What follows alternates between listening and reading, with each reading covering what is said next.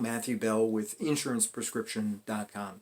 Today I wanted to talk a little bit about sequence of returns risk. I first learned about sequence of returns risk when I was listening to Tom Hegna speaking about dangers that attend retirement. Things like longevity risk, outliving your money essentially, market risk, the risk that the market's going to decline right at the worst time for you, and among those risks, he mentioned sequence of returns risk. Now, in general, sequence of returns has to do with the order that you receive investment returns. So in some cases, the investment return might be high. In some cases, it might be low. This is just kind of tracking along with the market. You might get a 5% gain, 2% gain, a 3% loss, a 10% gain, whatever it is. Well, the order that you receive those, that's what sequence of returns is concerned with. So the order in which you receive those returns is what the sequence of returns is. Let me just give a quick disclaimer or caveat. I am not a financial advisor, and I cannot give you financial advice, investment advice, insurance advice, legal advice, retirement advice, tax advice. That is not the point of this video. What this video is simply for general informational or entertainment purposes only, and should not be construed as giving you any kind of advice. The thing that I'm interested in doing is kind of shedding some light on this idea of the sequence of returns risk. And the first thing was I wanted to understand it for myself. Now, Tom Hegna is a great speaker, but he didn't really, at least in the presentation that I saw, he didn't really explain what sequence of returns risk was. My background is not in finance, and it's not in any subject that would have given me any special background knowledge or insight into sequence of returns risk. So for me, hearing it, it was intriguing, but I didn't understand it. So I started to look at material on the internet and try to piece together what sequence of returns risk actually comes down to. And this video is going to be sort of a presentation of the things that I was able to determine. And I'm going to run through 3 different scenarios. The first scenario is a scenario in which you leave your money alone.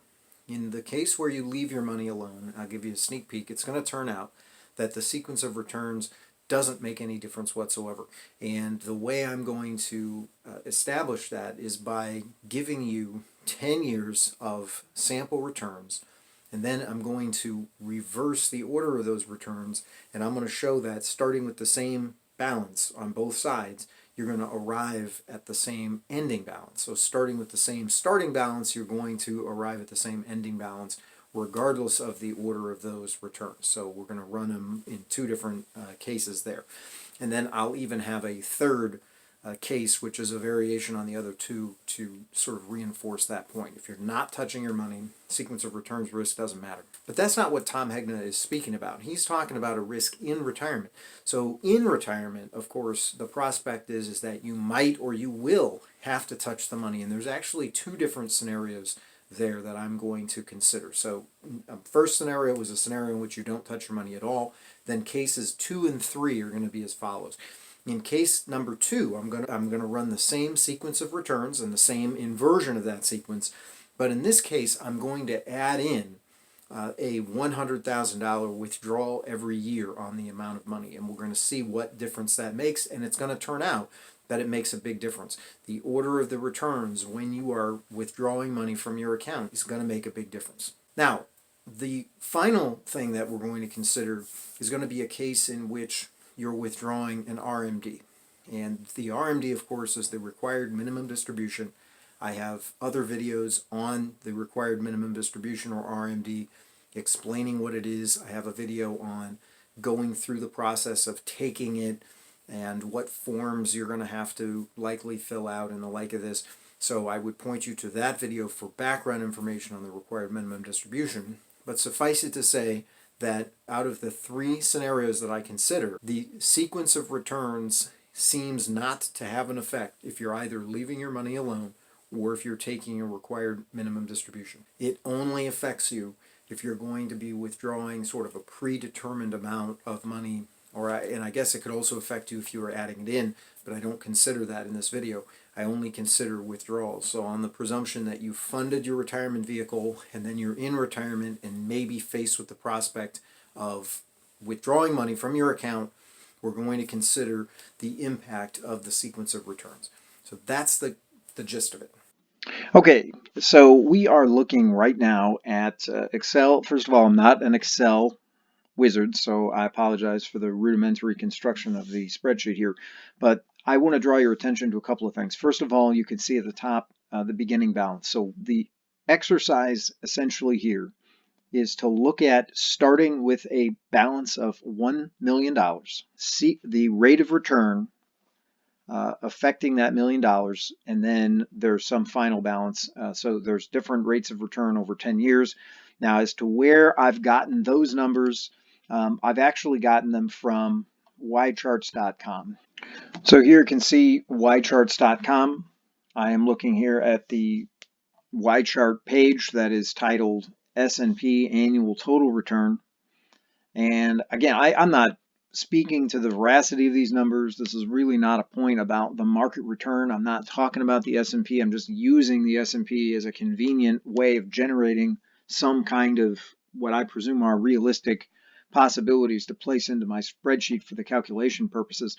And what I've looked for here is a period of time, a 10-year period of time, where we start with a gain or a loss, and we end with the opposite. So what I've found is starting in the year 2001, there's a loss of 11.89, and then ending, and actually there's 2 years of loss in a row. So 2002 was a loss of 22.1, and then ending with 2 years of gain happens in 2009 with 26.46, and in 2010, pardon me here, with 15.06. So this is the 10-year period of time that I've taken my numbers from. I've started at 2001 with a loss of 11.89, a loss of 22.1, a gain of 28.68, a gain of 10.88, a gain of 4.91, a gain of 15.79, a gain of 5.49, a loss of 37%, and then 2 gains, 26.46 and 15.06 respectively. So this is where my numbers come from. So let's try this here. If you take 1.0 and subtract 11.89, that is a percentage, so 0.1189, you get 0.8811, which is what I have on the line. Similarly, if we take and add 15.06, which is 0.1506, and we add that to 100%, we get 1.1506, which is what I have on the line for that particular gain as well. So in other words, the line where I have returns, I've already worked out what the decimal equivalent of these percentages is so that I can easily use it in Excel to make the multiplications that I need. So you have here a particular sequence of returns, starting with a negative 11.89 and ending with a positive 15.06. So there's a couple of losses taken up front, followed by 5 gains, followed by a fairly significant loss of 37%, and then a couple of gains. And where the portfolio begins is $1 million, and you can see where it ends is 1.150. So what I have done is multiplied the beginning balance by the rate of return to get a new balance, which is then multiplied by a new rate of return to get a new balance, and so on all the way down the line. Now here's the interesting thing.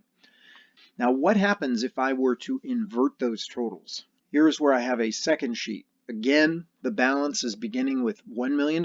Here you can see that I have the 15.06 at year 1, and the negative 11.89, which is again represented. So if we lose 11.89%, then essentially what we have left is 88.11% of whatever the initial balance was. For this second exercise, I've completely inverted the returns. So in year 1, we are showing the return that actually occurred in 2010. And in year 10, I'm showing the return that actually occurred in 2001, if that makes sense. But here's the conclusion, is that if you start with a beginning balance of $1 million and you invert the returns, I'm using exactly the same numbers, 15.06, 26.46, a loss of 37%. These are all the same numbers from the first sequence. But if we invert the sequence, we end up at exactly the same amount. So we end up at $1.15 million, 1 million $150,387.78. And if we come back over here, what do we have? $1,150,387.78. The return is exactly the same, even though the sequence of returns has been inverted. This is the conclusion then. The sequence of returns does not matter. So long, caveat, so long as you're not taking out money, right? So here in the next sequence, what I am looking at here is the same beginning balance. I have the same sequence of returns going from a loss of 11.89 to a gain of 15.06 over the same 10-year period, the same beginning balance of $1 million. But here I'm adding something on. I am adding on this little thing in orange, a $100,000 withdrawal. So now here's the procedure that I followed. I calculate the return the same as I did above. So I start with $1 million, multiply it by 0.8811, and I get $881,100. Down here, I've done the exact same thing. The only difference is after I make that initial calculation of $1 million times 0.8811, I then subtract $100,000, and this is a fixed point. So what we are doing is essentially withdrawing $100,000 over the course of 10 years. Now, first of all, think about it conceptually, right? If you have $1 million and you withdraw $100,000 over 10 years, you should be able to do it, no problem, right? Even at zero return. $1 million divided by 100,000 is 10, which means that there should be enough in that account. And if you have it invested in a market instrument, the idea here is if you have it invested in a market instrument, we're supposed to be making some rate of return. It's some positive rate of return. You can kind of see up here, we ended up with more than we started with, even though we took some losses. But what happens if we start drawing on the money? It's quite interesting because number one, the first thing we find is that even though there's $1 million and even though we're withdrawing 100,000 over 10 years, you can see in year 10, the person's out of money. At year 10, there's only $43,000 left in the account. So 100,000 withdrawal would put you into the negative. Now, obviously, you can't actually perform a $100,000 withdrawal on an account that only has 43,000. So this is simply a conceptual exercise, a thought experiment here. But so the first point is you can look at that sequence of returns and you can realize that if you are withdrawing money, you might run out of money, even if I run the same sequence of returns where in the box above we ended up with a slight gain. But that's not the end of the story. The sequence of returns risk, it really matters if you take the loss up front compared to the gain up front. And this is why I selected this 10-year period, because we start with 2 years of loss and we end with 2 years of gain. Well, what happens if we reverse that and we begin with 2 years of gain and end with 2 years of loss? And again, this is the same sequence that I did above in here. And when we were not withdrawing money, we observed that we get to the same exact balance no matter how the sequence is run, so to speak, forward or backward.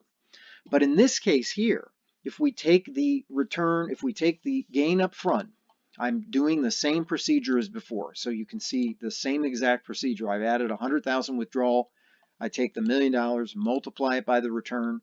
I get a balance, which I then withdraw 100,000 from, returning a new balance, and then I calculate it, the new return, take another 100,000. So you can see here the fact that we took these two gains made it the case that we do not run out of money at year 10 versus the poor fellow over here who took losses up front and was withdrawing $100,000 ended up in the negative. He couldn't even get to year 10, whereas this person was able to get to year 10 and still had $181,000 left over. And remember, this is on a sequence that returned $1.15 million, whether we ran the return forward or backwards, whether we ran the rates of return from 2001 to 2010 or from 2010 to 2001, if I'm making sense. We got the same ending balance when we were not withdrawing funds.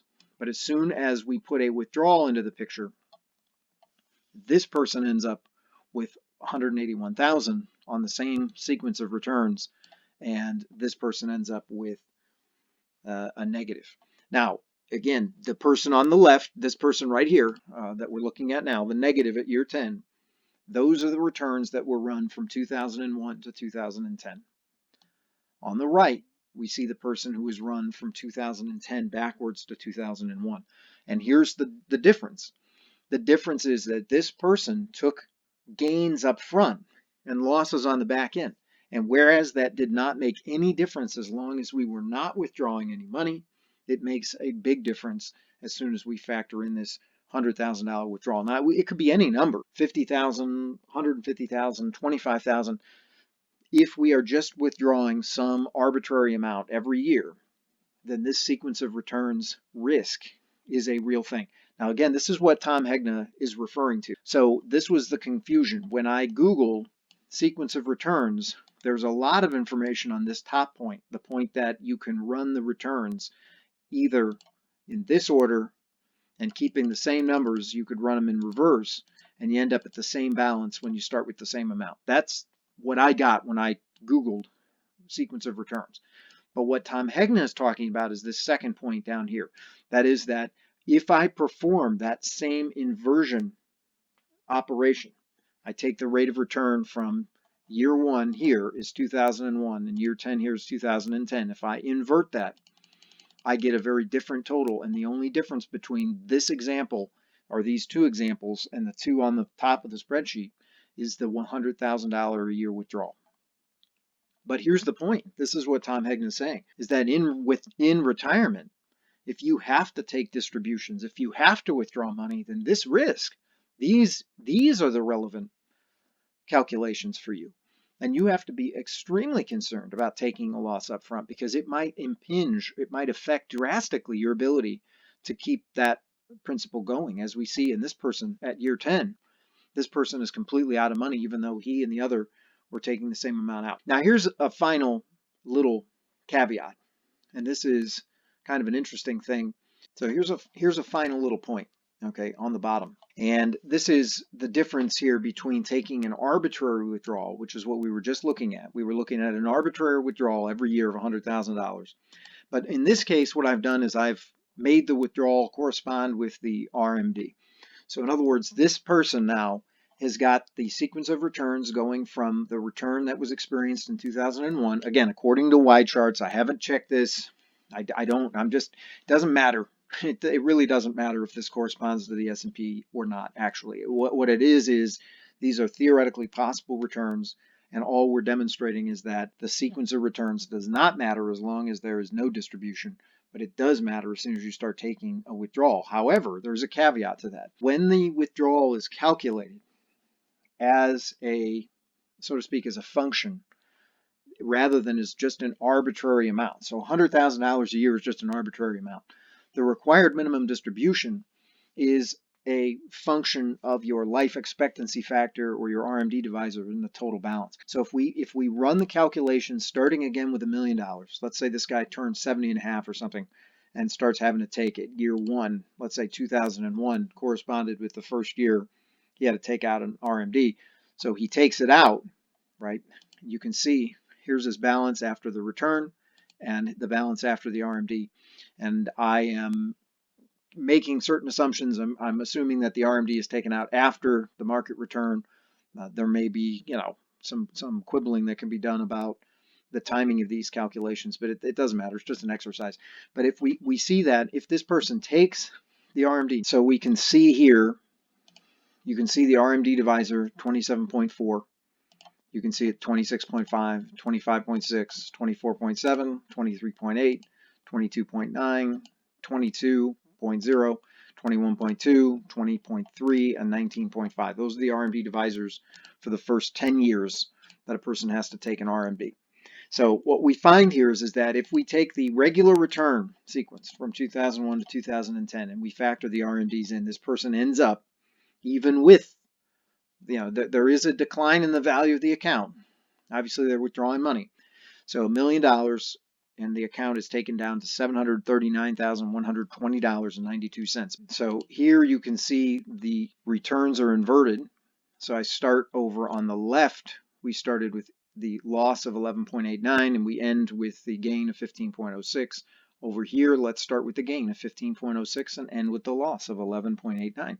And what do we find is that if we're taking RMDs out, and this is going to be a non-arbitrary, what I'm calling a non-arbitrary distribution. We start at $1 million, we take and factor in the gain, and then we withdraw the RMD, and we do the same thing each time, okay?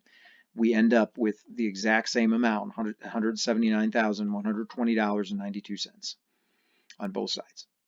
And again, we've preserved what we preserved in the initial case, which is, I said, if we're not taking a distribution or withdrawal, the sequence of returns does not matter. So I'm going to amend that, and I'll say that this suggests that if you're not taking any distribution at all, or if you're only taking your required minimum distribution, then your return is going to be the same regardless of the order of the sequence of returns. Okay, if you are taking an arbitrary amount, $100,000, we're not just taking our required minimum distribution, we are withdrawing $100,000 to live on. In these two examples here, we see that it makes a very big difference. Person on the left ends up with not enough in his account on year 10 to make the full requested withdrawal of $100,000. The person on the right does have enough. So the moral of the story is, if you are taking an arbitrary withdrawal, then it matters. And so retirement is often based around the idea that you are going to use these retirement accounts to fund your retirement, which means you are anticipating taking exactly this kind of withdrawal. Now, it might not be $100,000 on $1 million account. Maybe it's going to be $50,000. Maybe it's going to be $25,000. The numbers are going to change based on the amount, but the point remains the same, is that sequence of returns is a risk. If you have a market-connected instrument and you take losses up front, it is going to impact you more heavily when you're withdrawing than it's going to impact you if you take a gain up front, or in the case that you're not withdrawing. And by the way, in this initial example, just to give a third sort of validation of this principle, I went with 11.89, of course, to 15.06, so 2001 to 2010. I ran the figures from 2010 to 2001, so I ran them in reverse. And then I even took and made an arbitrary, so you can see here I scrambled them up even more, and you can kind of, I'm not even going to attempt to represent this third one in terms of the actual years that they might correspond to, but I've scrambled them up pretty well here in the third example, and to the penny, the calculation is exactly the same. So when there's no withdrawal, or when the withdrawal is just the required minimum distribution, you end up at the exact same place. The sequence of returns doesn't matter.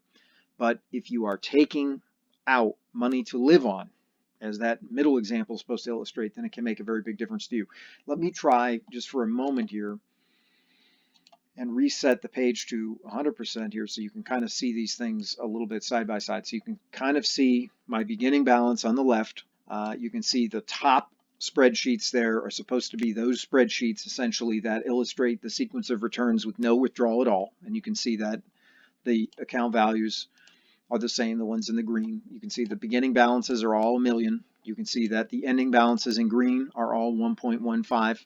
And even for that third example, it's 1.15. You can see that. Then the middle of the road is we start with $1 million, we take out $100,000 withdrawal, and where we end up, you can see here, is different on the two sides. And so you can see it in pale blue here, the middle one. This is where we begin with $1 million in yellow still. We take $100,000 out every year, and I've still scrambled the returns. And you can see on the left, we get a different number at year 10 than we do on the right. And finally, we've demonstrated, I think, that if the $1 million is in the account and we run the returns forward and backward and only factor in the required minimum distribution, we can see there again that the ending balance at the end is the same on both sides. So the only case where this matters is the case that's probably going to correspond with a lot of people's retirement situation. Now, again, if you're in a situation of not needing to touch the money and you just need to take the RMD, then a case could be made that sequence of returns does not matter. If you are not in retirement and you are not touching your money, sequence of returns does not matter.